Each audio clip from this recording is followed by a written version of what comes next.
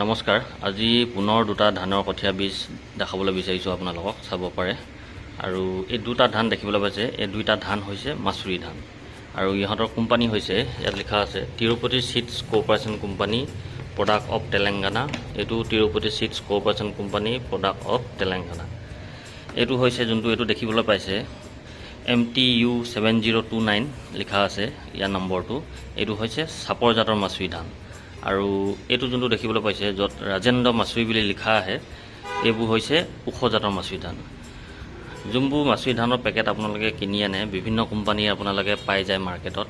চক্ৰ কোম্পানী, সোণালী কোম্পানী, য'ত MTU 7029 বুলি লিখা থাকে, সেইবোৰ হৈছে চাপৰ জাতৰ মাছুৰী ধান। আৰু যোনবোৰ ৰাজেন্দ্ৰ মাছুৰী বুলি লিখা আহে, এইবোৰ হৈছে ওখ জাতৰ মাছুৰী ধান। এতিয়া জানো আহক, চাপৰ জাতৰ মাছুৰী ধান আৰু ওখ জাতৰ মাছুৰী ধানৰ পাৰ্থক্য কি। চাপৰ জাতৰ মাছুৰী ধানৰ গছবোৰ চাপৰ বা মধ্যমা ওখৰ হয়, প্ৰায় 80 পৰা 100 চেণ্টিমিটাৰমান ওখ হয়। গছবোৰ চাপৰ হোৱাৰ বাবে বতাহ বা ধুমুহাৰ ফলত সহজে বাগৰি নপৰে।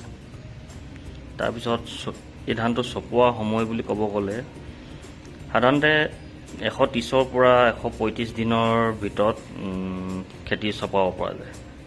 আৰু কেনেকুৱা মাটিত ভাল বুলি ক'ব গ'লে এই চাপৰ জাতটোৰ পানী জমা হৈ থকা দ ঠাইতকৈ সাধাৰণ শালি পথাৰ বা জলসিঞ্চন থকা পথাৰৰ বাবে এই জাত অধিক উপযোগী। তাৰপিছত এই ধানটো চাউলটো কেনেকুৱা হ'ব বুলি ক'ব গ'লে সৰু বা মজলীয়া আকাৰৰ হয়। ইয়াৰ ভাতবোৰ খাবলৈ খুব সোৱাদ, সহজে হজম কৰিবলৈ সহজ। তাৰপিছত যদি ওখ জাতৰ মাছুৰী ধানৰ কথা ক'ব যাওঁ, এই ধান গছবোৰ ওখ হয়, সাধাৰণতে প্ৰায় 100 পৰা 125 চেণ্টিমিটাৰমান ওখ হয়, কেতিয়াবা তাতোতকৈ ওখ হ'ব পাৰে। খালি বতাহ ধুমুহা যদি টানকৈ আহে, হালি পৰা চান্স থাকে। যদি সৰু সুৰা বতাহ ধুমুহাই হিলাব নোৱাৰে, খালি যদি বৰ টানকৈ হেভিকৈ যদি বতাহ ধুমুহা আহে, তেতিয়া গছজোপা হালি পোৱা চান্স থাকে। আৰু চপোৱা সময় ক'ব গ'লে প্ৰায় 140 পৰা 150 দিন, মানে অন্য ৰঞ্জিত বাহাদুৰ ধানৰ গতে সিমানখিনি সময়তে চপাব পৰা যায়। তাৰপিছত কেনেকুৱা মাটিত ভাল বুলি ক'ব গ'লে ওখ জাতৰ মাছুৰীৰ বাবে দ ঠাইত, বাম ঠাইত চবতে ভাল, পানী সহ্য কৰিব পাৰে। তাৰপিছত চাউলটো কেনেকুৱা বুলি ক'ব গ'লে এই ওখ জাতৰ মাছুৰী ধানৰ চাউলটো মজলীয়া বা মিহি আৰু ভাত ৰান্ধিলে যথেষ্ট কোমল হয়। তো বন্ধুসকল, এই দুটাই আছিলে ইহঁতৰ পাৰ্থক্য। যদি চাপৰ জাতৰ লগাব বিচাৰে মাছুৰী ধান, তেন্তে আপোনালোকে MTU 7029 নম্বৰৰ বিভিন্ন কোম্পানী মাৰ্কেটত পাই যাব। চক্ৰ কোম্পানী, সোণালী কোম্পানী, বিভিন্ন কোম্পানী আপোনালোকে পাই যাব। এইটো হৈছে তিৰুপতি চিডছ কোম্পানী। আৰু যদি ওখ জাতৰ মাছুৰী ধান কৰিব বিচাৰে, তেন্তে য'ত ৰাজেন্দ্ৰ মাছুৰী বুলি পেকেটত লিখা আহে, আপোনালোকে চাব পাৰে, এইটো আপোনালোকে কৰিব পাৰে। যিহেতু ৰঞ্জিত ধানৰ এতিয়া কঠীয়া পৰা সময় প্ৰায় শেষেই হৈছে। জেঠ মাহত প্ৰায় কঠীয়া পাৰি শেষ কৰিবই লাগে। জুন মাহৰ 15, 16, 17 এনেকুৱা ভিতৰত কঠীয়া পাই শেষ কৰিব লাগে। খালি এইটো ধান মাছুৰী ধানৰ এতিয়াও সময় আছে, এইটো আপোনালোকে আহাৰ মাহলৈকে কঠীয়া পাৰিব পাৰে।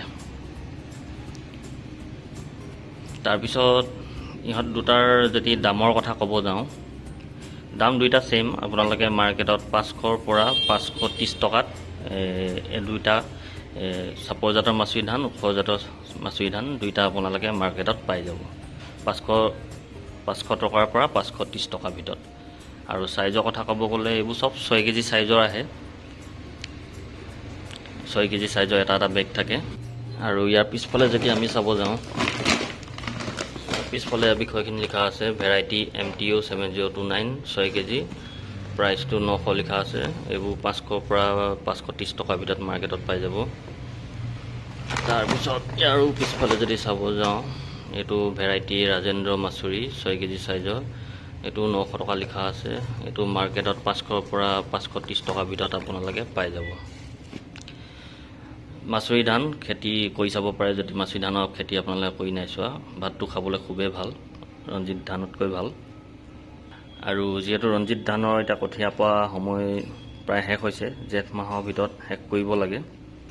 এতিয়া যদি আপোনালোকে ৰঞ্জিত ধান কৰিব নোৱাৰে তেন্তে মাছুৰি ধানটো আপোনালোকে ট্ৰাই কৰি চাব পাৰে।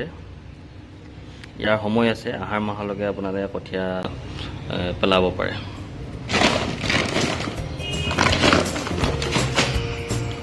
তো বন্ধুসকল, আজি ভিডিঅ'টি ইমানেই।